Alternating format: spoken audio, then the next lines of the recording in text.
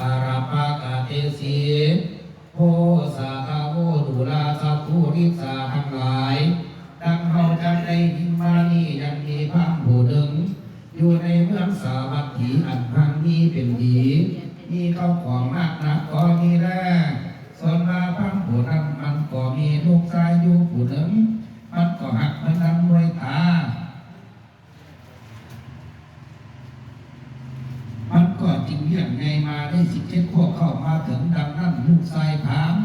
ผู้นั้นมันก็เป็นพญาธิโลคามาถึงตนแล้วก็ได้ตายจากพ่อและแม่แห่งตนส่วนอันว่าพระผู้เป็นพ่อก็เห็นลูกเกิดตายดังนั้นมันก็เป็นทุกขาเวทนามากนักแต่ก็ห้องให้ไปมาหลายประการแล้วมันก็จึงเอาลูกตนอันตายนั้นไปเผาเสียอยู่ในปราสาทผีที่นั้นแล้วมันก็จึงเอาทั้งคนเหมือนไปแบ่งศาลาไว้ในปราสาทผีที่นั้นแล้วมันก็จึงเอาเสื้อสาดอาสนะไปปูแปลงไว้มีทั้งผ้าพิดานเอาของสร้างหน้าวัวควายเงินคำทั้งหลายหมายนี้ข้ายิ่งข้าทรายไว้อุปทานข้ารักษาอยู่ที่ปราสาทผีที่นั่นก็มีแรงส่วนมาอาจจะได้ส่งเขาน้ำแรงงายใจลูกชายมันผู้ตายไปนั่นสุวรรณ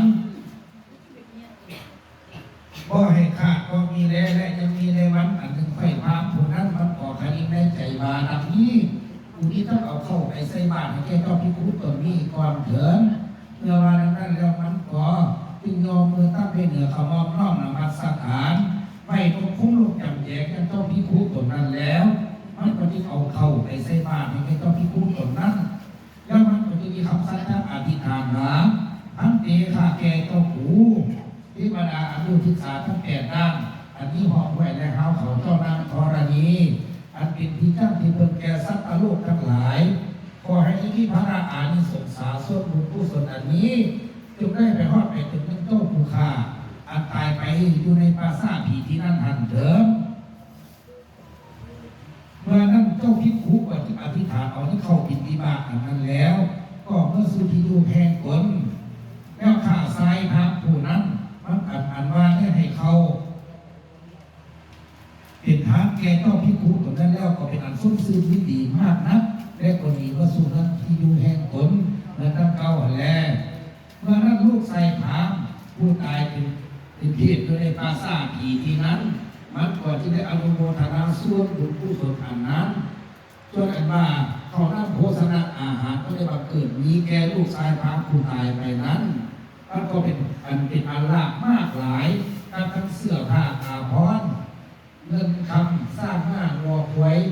ค่าคนค่ายิงค่าทรายตอนนี้บังเกิดมีมากเหลืออะไรแก่ลูกชายผามผู้ตายไปนั้นแล้วก็จะได้เสวยในสัมปติทิพย์แล้วก็จะมานิรมิตคำฝันให้แก้พ่อตนให้แก้มาดูแลพ่อเป็นเจ้าไฟนี่โกหกเป็นลูกทางใจในการเมื่อก่อนพ้นบางที่ไฟก็ได้ตายไปได้ปีแล้วก็ไม่ได้กินข้าวสักวันและบางคืนอันนี้ก็จะได้กินข้าวในวันเดียวนี้ได้ส่วนมาลูกชายพระก็จะมาเนี่ยในคำฝันให้แก้พ่อตนดังนั้นส่วนมาพระผู้เป็นพ่อก็จะได้ให้อามาไปเอาในข่าซ้ายผู้ปาทารักษาอยู่ที่ปราสาทผีที่นั่นมาถามดูเถิดเมื่อว่านั้นแล้วก็จะไปเอาท่านออกมาแล้วยังข่าซ้ายผู้นั้นมาแล้วพระผู้เป็นพ่อก็จะได้ถามคือว่าดูแลข่าซ้ายกูนี่ก็ได้ให้มึงเป็นประธานรักษาลูกของกูทุกคำเศร้าวันคืนได้เขานั่งโฆษณาอาหารเป็นนั่งหรือลูกของกูก็ไม่ได้กินข้าวสักคาบอันนั้นจ้าแต่วันนั้นมากินข้าวในวันเดียวนี่แหละเมื่อวันนั้นข้าซ้ายคนนั้นมันก็จิตราวขึ้นมาข้าแก่เจ้าผู้ข้าก็ได้ส่งเขานั่งโฆษณาอาหารทุกคำเศร้าแรงงายและวันอันนี้ฝนตกมากหลายเป็นอันมืดมนฝนทางการน้ำก็ท่วมมากหลายจะร้อยกองไปกองอะไรผู้ข้านี้ก็จึงคือมาฮอดทั้งหนทางและก็จะมาเห็นเจ้าพิคุอันมาเที่ยวบินดีมาผู้ข้านี้ก็จะได้เข้าไปใส่บาตรให้เจ้าพิคุอันนั้นแล้วและผู้ข้าก็จะได้ไอ้ดาบน้ำหมายทางไปหาลูกชายของทางนั้นก็ขาแลเมื่อนั้นพระผู้เป็นพ่อก็จึงกล่าวถึงว่าผู้นี้ก็ได้แต่งไฟไว้ ว้ครัวหนึ่งเป็นผู้ประทานรักษาลูกของกูอันผู้ตายไปนั่นเพื่อว่าจะให้ทรงเขานำโภชนะอาหารผู้คำเศร้าแรงไงกับท่านให้ผู้เสือสาดอาสนาอันนี้บอกว่าเราเอาเสียดายแบบนี้ไฟของกูก็ได้ให้เอาเข้าเป็นทางแกต้องพิคุแล้วลูกของมันจะได้กินเข้าแต่คือเดียวนี้ได้บัดนี้พระผู้นั้นคนที่คันได้ใจว่าอยู่นี่ไปจะไปไหว้พระพุทธเจ้าอยู่ก่อนเถิดเมื่อว่าดังนั้นแล้วพระผู้เป็นพอก็จะถือเอาทั้งสิ่งของทั้งหลายมามีกระทุกประทีปเข้าต่อไปครับทุรักษาของหอมแล้วก็ที่เข้าไปไหว้องค์พระพุทธเจ้าและปัจจุบันมูลนิธิสุขควรแก่ตนและก็ที่สื่อสารด้วยกระทุกประทีปเข้าต่อไปครับทุรักษาของหอมและก็ที่ไหว้องค์พระพุทธเจ้าขึ้นมาพันเตข้าไหว้องค์พระพุทธเจ้าอันว่านอราอินทรายทั้งหลายอันนี้มีลูกหญิงก็ดีลูกชายก็ดีถ้าว่าชุดที่ต่างกับสร้างอันเป็นคนแล้วแม่นอันมาเขาอยู่ในภายหลังก็เป็นที่ยิงหักแก่เขาเอาคนตายไปนั้นและได้มาแปลงสาราไม่ได้ป้าซาผีที่นั่นมีทั้งผ้าพิดานเสื้อซาอาสนาอันว่าผูกไปมีทั้งสร้างหน้าอ้าวโง่ไว้ขาดที่ขาดใส่เงินค้ำไม่ให้พวกมาทารักษาอยู่ที่ป้าซาผีที่นั้นได้ปีหนึ่งจะได้มีพระอานิสงสาแก้เขาคงตายไปนั่นเป็นดั้งหรืออันนั้นก่อหาจาพระธรรมะอันว่าองค์พระพุทธเจ้าอาหารปฏิทินศาสนาให้แก่ทานอันพระผู้มีแต่ทานให้แก่ทานพระผู้มีเข้าของเป็นอันมากขึ้นมาจะให้เป็นพระอานิสงสาแก้เขาคงตายไปนั้นทานบุคคลกระทำบุญให้ทานเทวสังฆเจ้าทั้งหลายหมายนี้ตนว่าได้บุทิศาญาติน้ำสุขสุนบุญกุศลไปหาเขาคงตายอันนั้นก็จะมีพระอานิสงสาแต่ก็จะพ้นออกจากทุกข์ทั้งมวลอันเดือดตั้งแต่แรกเมื่อนั้นพามก็จะฟังในธรรมเทศนาเห็นองค์พระพุทธเจ้าและผมมีจิตใจสู้ซื่อที่ดีเป็นอันมากนะและก็ที่ขอที่เราล้นและองค์พระพุทธเจ้ากับนักสาวเจ้าพิคุทั้งหลายอันได้500 องค์เมื่อสุนทรตนนั้นก็มีแล้วมันก็จะมีผู้เสือสาดอาสนาไปแล้วองค์พระพุทธเจ้าก็มานั่งอยู่เหนืออาสนาอันที่พระสังฆเจ้าทั้งหลายทางแต่แค่ก็เป็นปาริวารก็มีแล้ว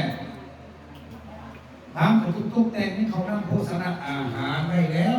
ที่ได้เอามาไว้ซ่องหน้าของพระสังฆเจ้าทั้งหลายแล้วพระผู้จะได้เวียนเขาแจกปาดังนี้อิมัสสมิเคเหอิมานิสาธุปะเทสานานิสาธิรณะเทสัสสานิสาธุทานานิสาตัมภารานิสาธิขะปะขิปานิธรรมเมนราธานิอิตะโมรณานิพุทธธรรมสังฆาจีนิจักพุทธิมุขาอุสนะทายนะเทมะว่าสันนี้แหละอันว่าองค์พระพุทธเจ้าพระสาวเจ้าพิคุทั้งหลายก็จะได้สั่งให้เขานำโภชนะอาหารอันนั้นแล้วทานก็จะได้ปัจจัยนักสีเป็นทานนิจิมาราปัจจัยนักเป็นเข้าขอแก่อุสัมปันบุญเจ้าจงได้เทศนาอาหารกันว่าผู้ข้าเพื่อว่าจะได้ฟังธรรมเทศนานั้นก็ขาแลพระธรรมะอันว่าองค์พระพุทธเจ้าอาหารวัจิอาราถึงลาดูลาสัพพุริสาเจ้าทั้งหลายเอ๋ยพวกทานทั้งหลายทั้งแทบแต่นี่มานาทานทั้งหลายจะได้เป็นอุปถาอุปสาที่ท่านหันเถิดพวกทานทั้งหลายจะได้กระทำบุญกระทำบุญกุศลให้ทานผู้ที่ตายจากน้ำกุศลกุศลไปหาเขาผู้ตายอันนั้นก็จะได้พ้นออกจากทุกข์และถึงสุขอย่างแท้สาแลอันว่าสัมปันโนเจ้าก่อนที่เทศนาเท่านี้แล้วถามไปที่ผู้ที่สาจากน้ำสุ่มสุนผลกุศลไปหาลูกผู้ตายอันนั้นก็มีแล้ว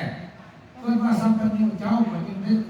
สั่งให้เขานั่งโภชนาอาหารอันนั้นแล้วสร้างบ้านบอกไว้ค่านี้ค่าสายเสื้อสัตว์อาสนาเงินคำก็มาเกิดมีมากเหลือหลายแก่ลูกชายพาผู้ตายไปนั่นแหละและมันจะได้ออกผลแล้วก็จะได้พ้นออกจากพระว่าอันส่วนพระลูกชายพระมาแล้วก็จะพ้นออกจากพระว่าอันเป็นเพศเป็นผีอยู่ในป่าซาผีที่นั้นแล้วก็จะได้ออกตนเมื่อเกิดอยู่ในสั้นฟ้าเลือดตาว่าติสาสวรรค์ที่ว่าลูก